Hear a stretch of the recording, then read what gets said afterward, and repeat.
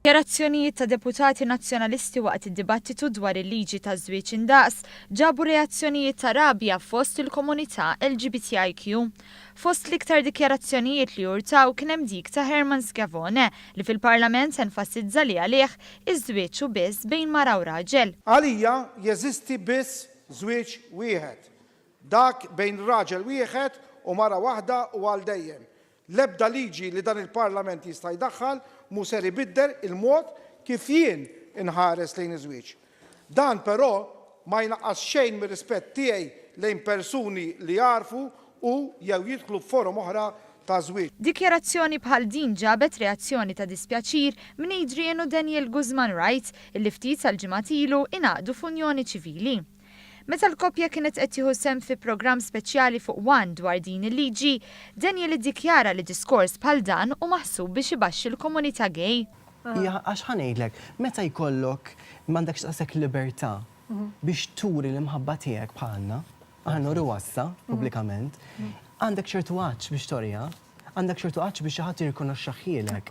U ma tisma' xi ħadd persuna bħal dan qed ibaxxik. Adrian Gusman Wright spjega kif bil-liġi taż-żwieġ indaqs u se jkun stmat bħal kull koppja oħra. Kellu kliem ta' kundanna l diversi dikjarazzjonijiet li saru fil-Parlament minn deputati tal-Partit Nazzjonalista. Iktar jagħtu konvinzjoni għal minnu bħalna u għal familjari tagħna ta' Malta kollha kemm iktar qed jinbuttaw iktar dawn nies lejn il-partit tagħhom, ġifieri, għax titqis kemm hawn omosesswali u LGBT, hawn il-familji tagħhom, meta l-familji tagħhom qed iħossu. Fl-istess programm ħadet sehem ukoll il-koordinatur tal-Malta Gay Rights Movement Gabby Kallija li spjegat kif hemm min prova joħloq kampanja ta' biża' mingħajr bżonn.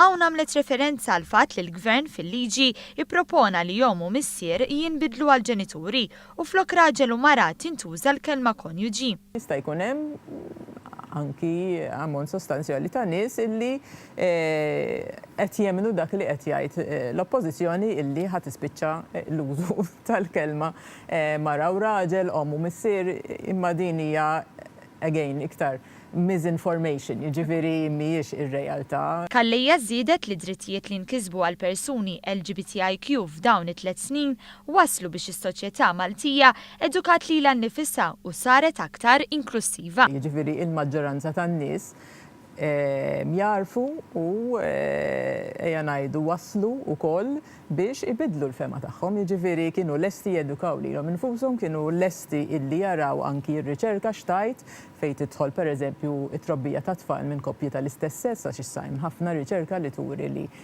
fil-verità ma tagħmilx differenza l-ġeneru u l-orjentazzjoni sesswali tal-ġenituri x'inhi l-iżvilupp ta' tfal xorta huwa l-istess.